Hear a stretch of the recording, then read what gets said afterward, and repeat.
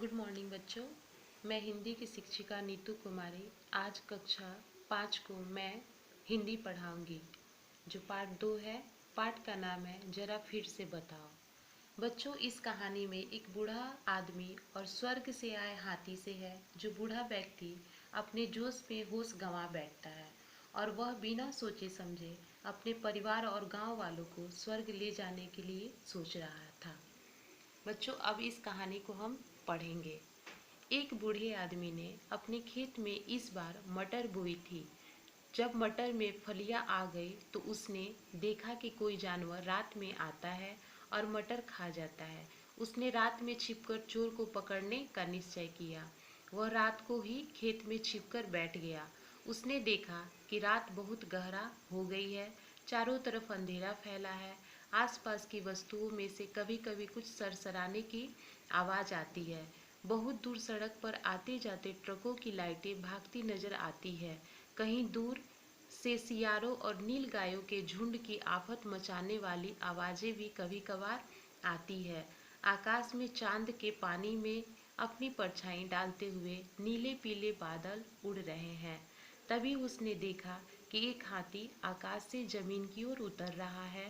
यह इंद्र के इरावत के अलावा और कौन हो सकता है? बूढ़े ने सोचा।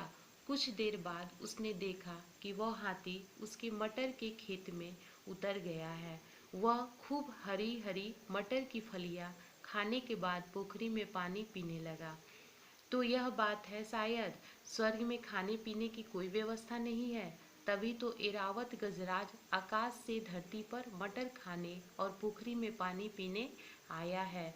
बूढ़े ने विचार करते हुए स्वयं से कहा। अभी वह यह बात सोच ही रहा था कि तभी उसने देखा कि हाथी उड़कर आकाश में लौटने की तैयारी कर रहा है। बूढ़े ने झट से हाथी की पूंछ पकड़ ली और एरावत हाथी के साथ स्वर्ग में पहुंच गया। वहां पहुंचकर उसने देखा कि जो वह सोच रहा था वह बात नहीं है। वहां तो बड़ी बड़ी मिठाइयाँ खाने के लिए थी, तरह तरह की और रंग बिरंगी, पर वहां मटर का खेत नहीं था। अच्छी तरह से समझ में आ गया कि मिठाई खानी हो तो स्वर्ग में रहो, लेकिन मटर की फलियां खानी हो तो जमीन पर जाना पड़ता है। अगली रात जब हाथी धरती पर मटर खाने के लिए आने लगा तो बूढ़ा उसकी पूंछ पकड़कर नीचे आ गया। उसने अपने घर वालों को और गांव वालों को बताया कि स्वर्ग में कितना बड़ी बड़ी और तरह तरह की रंग बिरंगी स्वादिष्ट मिठाइयाँ हैं। बूढ़े की बात सुनकर यह तय हो गया कि आज रात सारे घर वाले और कुछ गांव वाले स्वर्ग में मिठाई खाने चलेंगे। रात को हाथी खेत में आया। उसने मटर की फलियां खाई और पोखरी में पानी पी लिया। जब वह लौटने लगा तो बूढ़े आदमी ने हाथी की पूंछ पकड़ ली। बूढ़े ने के लड़के की बहू ने बूढ़े के पांव पकड़ लिए। लड़के ने अपनी बीवी के पांव पकड़ लिए।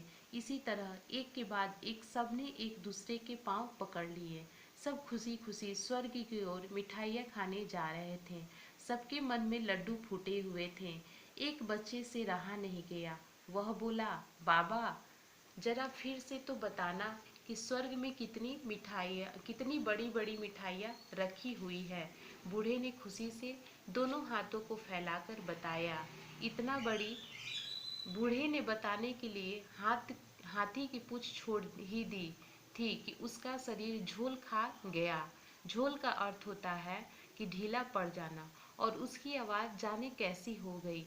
वह गिरने लगा तो सब एक के बाद एक दूसरे पर लथर पथर गिर पड़े, जैसे आंधी में आम गिरते हैं।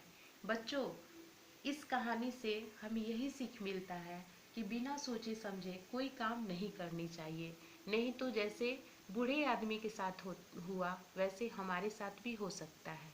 आज के लिए यह पाठ मैं समाप्त करती हूँ। अगले रोज मैं आप लोगों को इस पाठ के प्रश्न के उत्तर और शब्दार्थ को बताऊंगी। धन्यवाद।